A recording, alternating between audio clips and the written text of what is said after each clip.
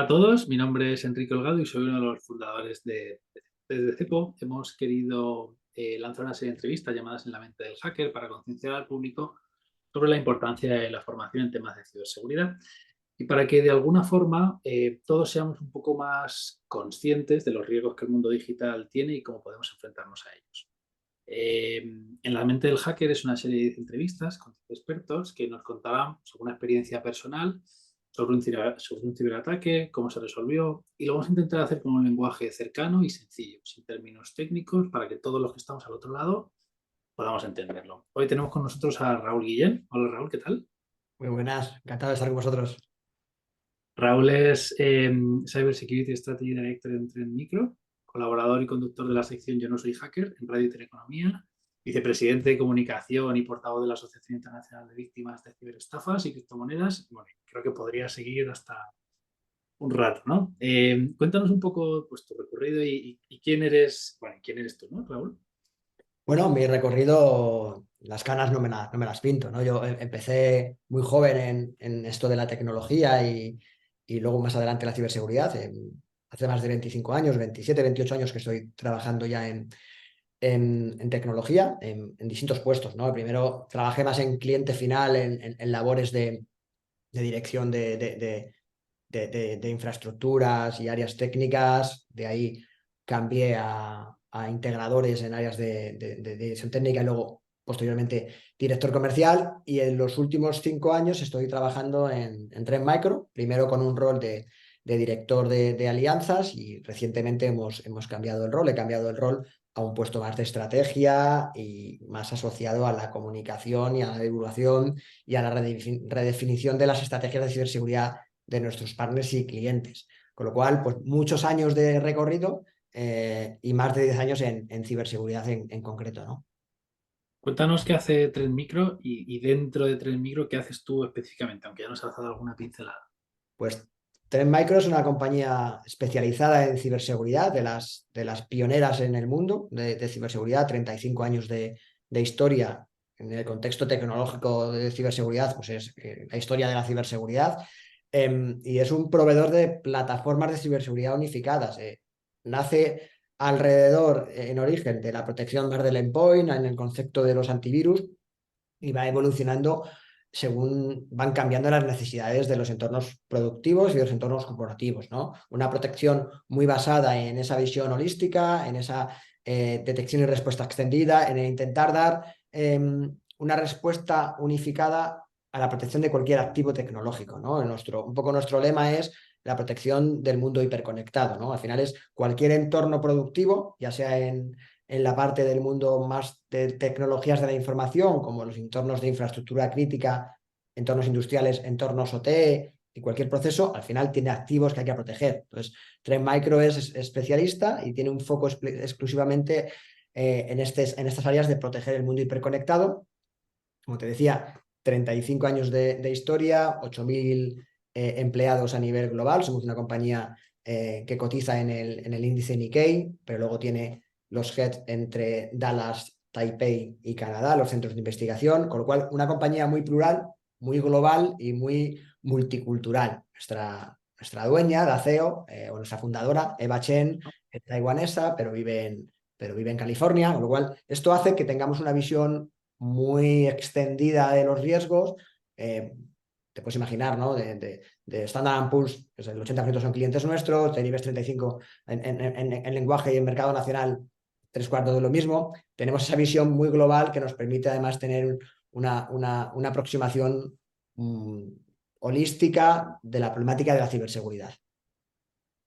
Con respecto a qué hago yo en Trend Micro, me preguntabas, ¿no? Pues hasta hace poco redefinir y ayudar a construir una estrategia de canal y de alianzas sólida y consistente. Nosotros consideramos que nuestros partners y nuestros aliados y nuestros socios son claves en nuestro go-to-market. No hacemos nunca venta directa porque además necesitamos alimentarnos del conocimiento y la capilaridad que nos aportan nuestros partners, con lo cual hasta hace unos meses trabajaba en el rol de director de alianzas, construyendo y redefiniendo ese modelo y ese ecosistema de partners. Y desde enero hasta ahora, hace 4 o 5 meses, he cambiado a un rol más de estrategia, de comunicación, de evangelización, perdón, más para ayudar a transformar el modelo de venta y los mensajes de venta de mi compañía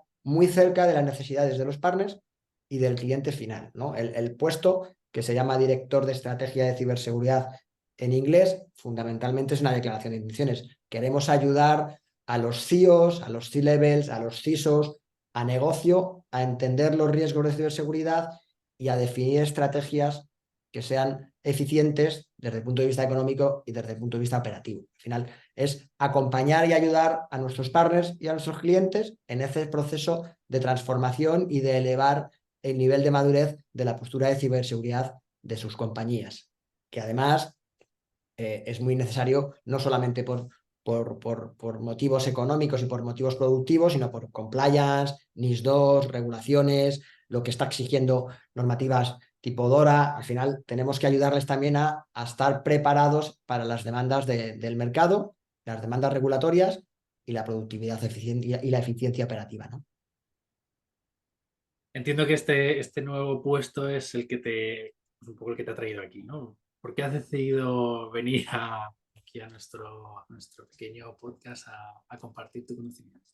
Bueno, compartimos sin habernos conocido hasta ahora. Es cierto que compartimos ADN, yo creo que compartimos Sí. objetivos y prioridades. La concienciación, la divulgación y la formación en materia de ciberseguridad para mí son claves. Son la primera de las barreras cuando hablamos de protección. Al final, el punto más débil suele ser la persona, suele ser el factor humano. Con lo cual, de hecho, en alguna de las múltiples iniciativas con las que colaboro, buscamos lo mismo. Buscamos subir el nivel de madurez de cómo concienciamos e informamos de los riesgos al público en general y a las compañías. Entonces, yo creo que compartimos bastantes intereses sin habernos conocido hasta ahora y eso ha llevado que al final, por conocidos, lleguemos a estar aquí, ¿no? Sí, sí, y te lo agradecemos mucho. Oye, una cosa, hace poco compartiste en tu cuenta de LinkedIn una entrevista que te hicieron en español, de ciberseguridad, que decía que la empresa española sigue considerando la ciberseguridad como un coste y no como un habilitador de la innovación o del negocio, ¿no? ¿Cuál es tu opinión al respecto? Esta entrevista que hizo Alberto Iglesias, además le mando un saludo porque es otro referente en todo lo que es divulgación en materia de ciberseguridad desde el español. Básicamente recogía una encuesta global que hemos realizado a directivos que están participando en la toma de decisión tecnológica. Y en la toma de decisión tecnológica en perspectiva de ciberseguridad, ¿no? Es una encuesta que desde Trend Micro le hemos encargado a Sapio Research, que realizamos en más de 26 países a un muestreo de miles de directivos, ¿no? ¿Qué buscábamos conseguir con esta encuesta? Pulsar y obtener información de primer nivel y de primera mano de lo que les preocupan a los directivos de las compañías. Y de ahí salen resultados, algunos evidentes y otros un poco menos evidentes o más contradictorios, ¿no? Por ejemplo, Ahí vamos, ahí a los ejemplos. a dónde íbamos, ¿no? Preguntábamos, ¿no? Oye, ¿por qué vemos que hay cierta desconexión, ¿no? Entre negocio y ciberseguridad? Porque hay algunos valores o algunos datos que son contradictorios. Por ejemplo, como te decía, ¿no? El 71% de los encuestados nos decía que hay una fuerte conexión entre ciberseguridad y los riesgos de negocio. No solamente los riesgos cibernéticos, sino los Ujú. riesgos de negocio. Esto para mí es bueno, ¿no? Estamos consiguiendo que negocio entienda que los riesgos son globales, son cross y la ciberseguridad impacta y afecta a los riesgos de negocio. Pero en cambio, había un par de respuestas que no iban en la misma línea. Más de la mitad, el 56%, decía que ciberseguridad se limita a la prevención de ataques y a la gestión de amenazas, y el Ujú. 51% además decía que es un coste necesario, pero que no contribuye a ingresos, ¿no? En contraprestación, el 81% nos decía que les preocupa mucho cómo la postura de seguridad de sus compañías puede afectar a la hora de captar y retener clientes en los procesos de negociación de nuevos contratos y de nuevos servicios. De hecho, el 76% nos dice, ya me están preguntando en las mesas de negociación, Cuando yo voy a ofrecer un servicio, cuando yo voy a negociar un servicio en un modelo, además donde la cadena de suministro ahora mismo todos somos clientes de todos en algún, Sí, sí, sí. en De algún alguna modelo forma, sí. colaborativo, pues el 76% ya están siendo preguntados a la hora de cerrar contratos. Con lo cual, vemos que hay un nivel de madurez bastante elevado en cuanto a cómo se perciben los riesgos de negocio mapeados con los riesgos tecnológicos. Vemos que está afectando directamente a un punto tan importante como la gestión y la retención, la captación de clientes, pero en cambio detectamos que hay determinados puntos que se sigue percibiendo como un stopper o como un coste, o como un coste más que como Sí, una sí, como un habilitador. Sí, sí. un habilitador. Con lo cual, creo que esto al final se traduce en que hay una cierta desconexión o un loss in translation entre las juntas directivas y los boards de dirección y los equipos técnicos o los equipos de ciberseguridad. Creo que es fundamental que sigamos ayudando a que hablen un mismo lenguaje. Ciberseguridad tiene que hablar negocio, pero negocio tiene que apoyarse en ciberseguridad como un elemento habilitador. Entonces, de esa encuesta y de esos resultados de esa Pew Research, hay datos que nos invitan a que tengamos que estar cerca de los clientes ayudándoles a conseguir esa cultura y esa gestión del riesgo, ¿no?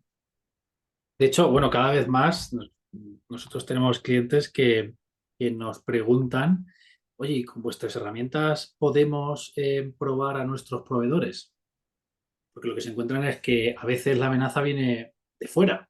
Puede ser que tú tengas a tus empleados muy bien formados y luego resulta que interactúas con ciertos proveedores que tienen información tuya, tu número de cuenta, datos que acaban siendo el foco del problema en temas de ciberseguridad. O sea que sí, sí, totalmente de acuerdo De, con lo de que comentas. hecho, el Foro Económico Mundial en su último informe, o Gartner y Forrester como principales analistas, Ujú. identifican la protección de la cadena de suministro como uno de los puntos críticos y estratégicos en perspectiva de ciberseguridad. De hecho, en esta línea hubo un ataque muy grave y muy importante en Australia, por no usar solamente referencias españolas, Sí. ¿no? Eh, que la principal aseguradora médica australiana se vio afectado por un incidente, una brecha de seguridad que provocó además, por un lado, un ataque tipo ransomware y por otro lado, doble y triple extorsión. Se estaban exfiltrando datos de carácter personal de sus clientes para hacer luego chantaje de esa información privada. Ese ataque vino provocado y accedió y el punto de entrada fue un proveedor de esa aseguradora. Es decir, impactó y atacó la cadena de suministro. Por eso, cuando hablamos de ciberseguridad, hay que hablar de ciberseguridad en un modelo global. Esa visibilidad eh, heurística, ese modelo de ser capaces de detectar un incidente y de responder de forma eficiente, pero en un modelo extendido. Y modelo extendido no solamente hablamos de dentro de los servicios que tiene la compañía en múltiples activos. Tenemos entornos cloud, entornos híbridos, entornos OT, entornos industriales, es decir, múltiples vectores de ataque. Pero también tenemos que proteger y controlar y tener esa visibilidad extendida de lo que ocurre en todo nuestro servicio end-to-end, y la cadena de suministro es un punto crítico. Cuéntanos un poco, porque yo creo que no hemos hablado en el podcast sobre este tema, sobre la ciberseguridad más enfocada a OT, ¿no? Esa tecnología operativa, si quieres. A ver, el nuevo paradigma del mundo hiperconectado, y a mí siempre me gusta, cuando hablo de riesgos y bajamos más abajo, me gusta primero contextualizar la situación y los riesgos. El mundo OT siempre ha sido una caja estanca, un mundo inconectado, un entorno en el cual los entornos industriales estaban aislados. ¿Qué ocurre? Cuando empezamos a trabajar en modelos híbridos, donde el mundo industrial, la sensorización, el mundo OT, esas tecnologías operacionales, tienen que proveer información al mundo IT, es decir, desde una báscula de pesaje automatizada le damos información para construir un albarán que habla con el ERP y emite una Mm. factura. Al final, cuando interconectamos ambos mundos, estamos extendiendo los riesgos del mundo IT, que es un mundo más maduro desde un punto de vista de ciberseguridad y desde un punto de vista de la postura de ciberseguridad. Estamos extendiendo estos riesgos y estas vulnerabilidades a un entorno que no está preparado. Entonces, la hiperconvergencia de ambos mundos, del mundo IT y del mundo OT, provoca que los riesgos se extiendan, que el perímetro se extienda, que el perímetro se difumine, pero que el panorama de amenazas se extienda. Además, hay un punto importante que hace que esto sea especialmente crítico en el mundo OT, que sea especialmente peligroso en el mundo OT. En el mundo OT, los activos tienden a extender al máximo su ciclo de vida. Las amortizaciones de los entornos industriales son mucho más grandes que en el mundo de las tecnologías de la información. En el mundo OT, un activo puede estar sin tocarse 10, 15, 20 años. 20 años. Sí, sí. Con lo cual, mucho entorno legacy, es decir, mayor número de vulnerabilidades a las que podemos atacar y que además es el principal punto de entrada en cualquier toma de control de un ataque persistente, un ataque APT, pero además luego no tenemos ventana de operación. Tú en el mundo T no puedes ir al jefe de producción a decirle, te tengo que instalar estos parches de seguridad porque el entorno tiene vulnerabilidades. En el mundo T prima la operación. No prima tanto, en el mundo IT prima el dato y prima la integridad del dato, en el mundo T prima la producción y la operatividad. Con lo cual, tenemos vulnerabilidades, tenemos entornos con largos ciclos de amortización e imposibilidad de instalar parches. Con lo cual, es especialmente grave y muy problemática la hiperconvergencia de ambos mundos. Cuando hablamos de 5G, IoT, te puedes imaginar que todo esto se va a extender exponencialmente. Con lo cual, para nosotros desde Trend Micro es un punto muy importante porque además tenemos tecnologías facilitadoras como el parcheado virtual que lo que nos permiten es mitigar y reducir la ventana de exposición sin necesidad de instalar el parche, sin necesidad de tener que tener esa ventana de operación, ¿no? Entonces, el mundo T y las infraestructuras críticas y los servicios esenciales, y lo hemos visto en el COVID con los ataques a sanidad, y lo estamos viendo actualmente con la nueva situación geopolítica y cómo países-estado están atacando infraestructuras críticas, ya no por motivos económicos, sino simplemente por el mero hecho de estar en un lado u otro de un determinado conflicto. No quiero hablar de conflictos en particular, es un tema crítico y delicado, pero sí que es cierto que estamos viendo que además se están modificando las tipologías de los ataques. Ya no solamente ataques contra entorno ITs con un objetivo económico, con un objetivo de un secuestro o una extorsión sobre el dato.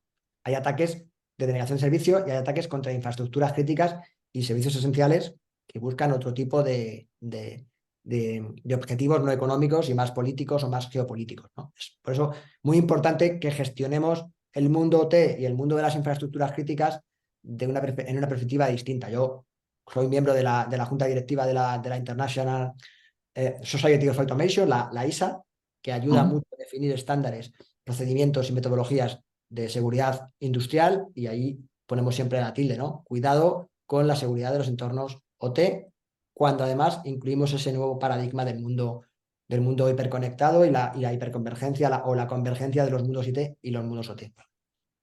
Entiendo que todo esto que nos cuentas de los mundos OT acabará llegando a las personas, a nosotros como individuos, a través de ese IoT al que nos estamos conectando todos, ¿no? El tener un asistente virtual en casa, una lámpara inteligente.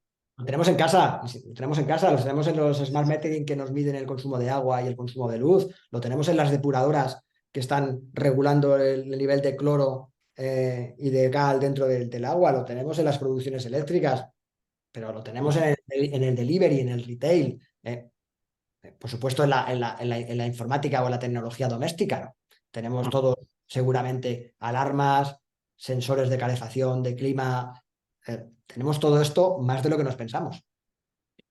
¿Y qué nivel de concienciación sobre ciberseguridad crees que tenemos en España las personas? No tanto las empresas, sino las personas. Las personas, en general, creo que es muy mejorable, porque los que estamos trabajando más en tecnología o los que tenemos un rol más empresarial, sí que creo que ha habido un avance exponencial en los últimos años. Pero cuando salimos al público de calle, cuando hablamos con un médico, cuando hablamos con un tendero, con un bombero, con nuestros padres, creo que hay una labor de concienciación importante. También llevo años colaborando con otro programa de radio que es News Click Cyber, que dirige Carlos Lillo, donde además lleva 5 años poniendo la ciberseguridad en contexto social y no solamente desde un punto de vista empresarial, sino para el público en general, en ese formato entendible que tanto nos gusta usar esa palabra, ¿no? Entonces, Ujú. creo que es muy importante que haya iniciativas como la que tenéis en La Mente del Hacker, como la que tiene Carlos Lillo en Newscript Cyber, como la que tenemos en Intereconomía en Yo no soy hacker. Hay que hablar de ciberseguridad, pero no solamente en perspectiva económica y en perspectiva empresarial. Ya. Además, decíamos antes que eres vicepresidente de comunicación y portavoz de la Asociación Internacional de Víctimas de Ciberestafas y Criptomonedas. ¿Qué mensajes comunicáis y qué objetivos queréis conseguir con bueno, la asociación? Lo primero que hacemos es ponernos en los pies, en los zapatos de la víctima. O sea, se nos llena muchas veces de hablar de empatía, ¿no? La víctima es una víctima. Y lo que primero percibimos cuando hablamos con una víctima es que está estigmatizada por el mero hecho de ser víctima. Hay que romper el estigma de la víctima. La víctima es víctima, no es culpable. Con lo cual, lo primero que percibimos es que hay decepción, frustración, pero también vergüenza cuando una persona ha sido... Ujú. Y esto hay que romper una lanza totalmente en contra, hay que ayudarla a que las víctimas entiendan que tienen derechos y que han sido manipuladas y utilizadas. Con lo cual, cualquier tipo de víctima, ya sea de violencia en general o de ciberdelitos o de fraude, hay que ayudarla, hay que acompañarla, hay que advertirle de sus derechos y hay que asesorarla en el camino. Colaboramos muchísimo y fomentamos la colaboración público-privada, porque también creo que los cuerpos y fuerzas de seguridad del Estado hacen una labor de detección temprana y de persecución de los malos brillante. Los grupos arroba de la Guardia Civil hacen una labor excelente. Iniciativas del Cuerpo Nacional de Policía, como puede ser Cyberwall, que dirige además mi amigo Casimiro Nevado, que le mando un abrazo, son magníficas en materia de concienciación. Las oficinas de atención al ciudadano. Creo que tenemos que trabajar mucho también en animar a las víctimas a que denuncien y que denuncien lo antes posible, porque detrás de un incidente, de un robo de credenciales, de una ciberestafa o de un fraude digital, hay un delincuente. Entonces, primero hay que denunciar para que no ese delincuente la pague, el que la hace que la pague y que los cuerpos y fuerzas de seguridad del Estado, la magistratura y los niveles y todos los niveles de protección de la sociedad nos ayuden a que esa persona esté aislada y la detectemos, pero sobre todo que no se repita. Entonces, Ujú. hay que acompañar a la víctima en todo ese proceso, que no es complicado, porque además te puedes imaginar cómo te encuentras a las personas y a las víctimas que llaman a la puerta de la asociación. Nuestro objetivo es acompañarles en un servicio global, además siempre sin ánimo de lucro, buscando colaboraciones con profesionales en cada uno de los servicios que necesita, desde psicología hasta asesoramiento legal, peritaje tecnológico de la mano de PTEC con la que también colaboro, todo el ciclo de la atención hay que acompañarlo y hay que cerrarlo. También no olvidemos el peritaje, ¿no? ¿Cómo podemos además certificar que algo ha ocurrido, que hay una evidencia inmutable de un delito? Entonces, también hay que colaborar mucho con asociaciones como PETEC para que los peritos ayuden a las fiscalías y a los cuerpos y fuerzas de seguridad del Estado a demostrar que ha ocurrido un delito tecnológico. Todo está muy relacionado Ujú. y no solamente hay que ponerlo en perspectiva de ciberseguridad, sino en perspectiva de ese concepto de ayuda asistencial integral. Yo lo que, o también a través de estas entrevistas que hemos hecho, lo que empezamos a percibir es que hay una sensación de vergüenza por haber sido víctima em, de un ciberdelito, que parece que cuando te roban la cartera en la calle es como muy sencillo y bueno, muy sencillo. Voy a la comisaría, denuncio, pero cuando te pasa en el mundo digital lo sientes como una vergüenza, como que te has equivocado tú, como que el problema lo tienes tú porque algo has debido hacer mal para que alguien te robe unos datos, ¿no? Y eso es algo que estamos percibiendo tanto en estas entrevistas por lo que nos contáis, como cuando hablamos con nuestros clientes. Esa sensación de vergüenza, de tabú, de prefiero no contarlo. Por eso hablaba primero hay que romper el estigma. Una Sí, sí, víctima hay que ayudarla y hay que entenderla. El otro día hablaba con Galindo en una reunión interna, ¿no? Que también sé que estuvo invitado recientemente a sí. la televisión. Tenemos que aguantar como determinados personajes públicos salen en televisión diciéndole que es que ha sido atacada porque es tonto. Y es que se lo Sí. merece porque ha picado. Me parece vergonzoso. O sea, es Mm. inadmisible, absolutamente inadmisible que usemos esos términos y que no entendamos que el crimen y la industria del cibercrimen se está profesionalizando y está adquiriendo niveles expertos difícilmente detectables, con lo cual a cualquiera, y soy el primero al que le puede ocurrir, a cualquiera nos puede pasar. Entonces, la víctima es una víctima, no hay que atacarla porque hayas cometido una imprudencia, una negligencia o no, es que eres tonto porque has picado en un phishing. Los malos son muy buenos, Ujú. hacen un scouting de víctimas muy potente, saben dónde nos tienen que tocar y atacar y en qué momento y con qué información. Por eso es tan importante concienciar, educar y formar, porque hay que sospechar, hay que desconfiar. Nadie regala nada, nadie te va a mandar un SMS diciéndote te ha llegado, te ha tocado un correo, un paquete de correos o desconfiemos. La inmediatez, los SMS, los correos electrónicos que exigen una llamada a la acción directa, desconfiemos. Pongamos siempre ese doble análisis. Ante la duda, llamemos a la entidad que en teoría nos ha mandado el mensaje, correo, policía, agencia tributaria, Netflix, lo que sea. Entonces, primero, analicemos muy bien. Yo creo que es importante que sigamos en esa labor de concienciación y de formación y de divulgación y sobre todo la víctima es una víctima. Cuidémosla y acompañémosla. No, bajo ningún concepto se la puede estigmatizar y por eso hay que animarlas a que mm, levanten la mano, denuncien y pongan en valor lo que ha ocurrido ante la opinión pública, ¿no?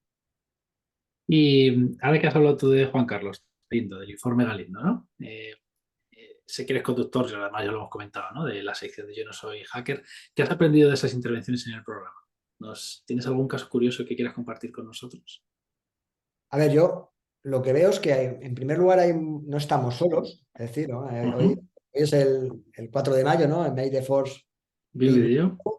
Y acabo de poner un post en LinkedIn donde decía que en la ciberseguridad el lado oscuro es poderoso, ¿no? Y animaba a los defensores de la fuerza que nos ayuden a... Suena muy friki, pero me gusta mucho, ¿no? De La hecho, analogía, ¿no? de hecho yo no lo sabía, pero sabes que hoy es el día de la contraseña. También, mira, no lo sabía. Yo no lo sabía y me he enterado esta mañana, hoy es el día de la contraseña. O sea, hoy es 4 de mayo, para el que no sabe cuándo saldrá, pero estamos grabando el 4 de mayo. Y hoy es el día de la contraseña también, aparte del 4 de mayo, para que Me lo apunto, me lo apunto. Al final, por responder a tu pregunta, creo que somos muchos los que estamos en el lado bueno Ujú, de ayudar a las compañías y a la sociedad en materia de ciberseguridad. Hemos tenido invitados de todo tipo, desde Fernando Mairata, que es presidente de PETEC, peritos tecnológicos, ujú. pasando por Casimiro Nevado, que es director del programa Cyberwall dentro del Cuerpo Nacional de Policía, Anabel Segura, una activista eh, hacker del lado bueno del hacking, trabajando en inteligencia y en contramedidas, hasta grandes referentes del mundo privado y del mundo público, ¿no? Paco Lázaro ha estado con nosotros, el lunes viene Pedro Galdón de Aguas de Málaga, viene Esther Mateo de Adif, es decir, tenemos muchos perfiles muy distintos, pero que estamos todos trabajando en el mismo sentido. Por lo cual, en primer lugar, un mensaje positivo. Somos muchos trabajando para ayudar a las empresas, a los organismos y a la sociedad en que la postura de seguridad mejore y esa concienciación y divulgación llegue a niveles más ejecutivos en la empresa y se democratice a nivel de sociedad. Luego, te encuentras que hay mucha actividad, todos compartimos y es una realidad que los malos son muchos, se están uniendo, se están profesionalizando y están siendo cada vez más agresivos en sus ataques. Al final, esto es clave también, la industria del cibercrimen es la industria delictiva más rentable, por encima de la trata de blancas, por encima del tráfico de drogas y por encima de otro tipo de estafas. Con lo cual, obviamente, cuando los malos están viendo que es lucrativo y que obtienen con muy poco inversión un rédito importante. Con lo cual, mi conclusión es que tenemos que seguir desde en la mente del hacker, yo no soy hacker, Cyberwall, cualquier tipo de iniciativa eh, ayudando a divulgar y a poner en valor esos riesgos, porque los malos cada vez son más y están mejor preparados y más organizados. ¿Y cómo? Totalmente de acuerdo, ¿eh? Por eso también nació esta iniciativa y todas las que tú comentas en las que participas y en las que a partir de ahora también puedes incluir esta, porque estamos encantados. ¿Cómo crees que irá evolucionando el tema de la ciberseguridad en España, en Europa, en el mundo, en fin? ¿Hacia dónde crees que nos dirigimos? Porque has comentado que todos esos invitados, ¿no?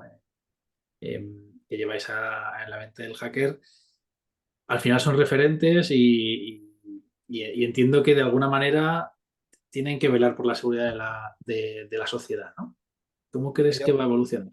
creo que a nivel gubernamental, normativas como DORA, como NIS 2 o las normativas americanas van a ayudar a que hablemos todos un mismo idioma, que tengamos un framework de colaboración y a que además el nivel de madurez de la ciberseguridad crezca.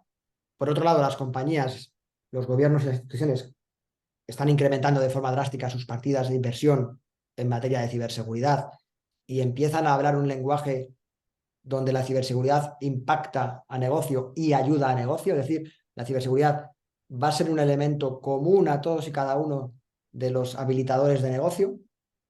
Y en perspectiva de sociedad, creo que las escuelas eh, y los padres y las familias tenemos una obligación de seguir empujando y educando en materia de ciberseguridad, porque la ciberseguridad no es algo que esté de moda y sea efímero. La ciberseguridad va a estar de forma continua en todos y cada uno de los ámbitos de la vida, en todos. Hablábamos antes del mundo hiperconectado y del IoT de las cosas que tenemos todo, coche conectado, logística, servicios sanitarios esenciales, educación. Nuestros hijos se han estado conectando con una tablet o con un portátil para dar clase, cualquier tipo de oficina de atención al ciudadano, o sea, todo en la vida requiere ciberseguridad, con lo cual creo que se va a convertir en algo transversal y básico a nivel estructural dentro de la resiliencia de la sociedad y de las compañías.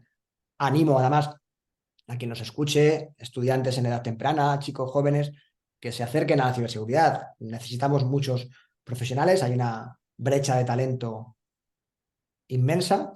Tenemos que dotarnos de más profesionales dentro del mundo de la ciberseguridad. Niños, niñas, venir, esto mola, es divertido y además haces algo bueno. Y luego las compañías tenemos que crear soluciones cada vez más profesionalizadas y con mayor capa tecnológica. Tenemos que conseguir que a través de esa inteligencia artificial, de ese deep learning o machine learning, nuestras soluciones permitan a los equipos de operación y de respuesta a incidentes hacer más con menos. Creo que tenemos una responsabilidad de diseñar y proveer soluciones con mayor nivel y con mayor protección de cara que aporte mayor nivel de protección con el menor eh, exigencia de operación. Yo creo que al final sociedad, empresas, gobiernos y entidades regulatorias tenemos que estar todos alineados en el mismo objetivo, que es hacer el mundo seguro y el mundo hiperconectado algo seguro, ¿no? Para terminar, te voy a pedir tres consejos que le darías a un responsable de ciberseguridad o a un responsable de una pequeña o mediana empresa en España. Lo primero que entienda cuál es su nivel de riesgo, que Ujú. analice cuáles son sus activos, cuáles son sus servicios y cuáles son los riesgos de negocio asociados a esos entornos productivos. No puedes ver lo que no conoces, con lo cual la visibilidad es el primer punto que yo recomiendo, ¿no? Hacer ese análisis detallado con negocio de cuáles son los impactos que tengas en cada uno de tus servicios. En segundo lugar, que se asesoren y se dejen acompañar de compañías y de expertas, que les ofrezcan un servicio integral y que le acompañen en todo el viaje. Hablaba al principio de que mi rol inicial en Trend Micro fue definir ese modelo de alianzas y de canal. Realmente considero que un buen partner te ayuda a entender qué necesitas y cómo lo puedes operar. Y tercero, que utilicen soluciones líderes, que no inventen la rueda, que vayan a modelos de plataforma de ciberseguridad, siempre a través de un partner, conociendo los riesgos, que les aporte detección extendida de todos y cada uno de sus puntos de ataque, de sus vectores de ataques, porque si no es así, van a tener silos. van a tener zonas inconexas, va a haber pérdida de información entre unas zonas y otras, con lo cual abogo y recomiendo que se usen este tipo de soluciones expertas. Hay analistas que hacen análisis de forma recurrente, no hay que tampoco perder mucho tiempo en saber qué tipo de soluciones, y que además la ciberseguridad es una inversión. Si no invertimos en ciberseguridad, el problema lo vas a tener después. La ciberseguridad, cuando te acuerdas de la ciberseguridad, cuando has recibido un incidente, es tarde, porque tienes problemas serios como pérdida de capacidad productiva, pérdida reputacional, multas. Eh, un ataque de ciberseguridad puede parar y puede llevar a la quiebra a una compañía. Ujú. Totalmente. Poca Total. broma, No, tomárselo en no. serio e invertir porque no es un gasto, es una inversión. Y es importante que los consejos de administración así lo entiendan. Raúl, ha sido súper interesante la entrevista de hoy y como tengo que reconocer que vienes referido por otra persona, es decir, preguntamos, de hecho fue Galindo el que nos dijo que te llamáramos y ha sido un placer, voy a hacerte la misma pregunta. ¿Quién debería venir? ¿A quién deberíamos convencer para que aparezca aquí?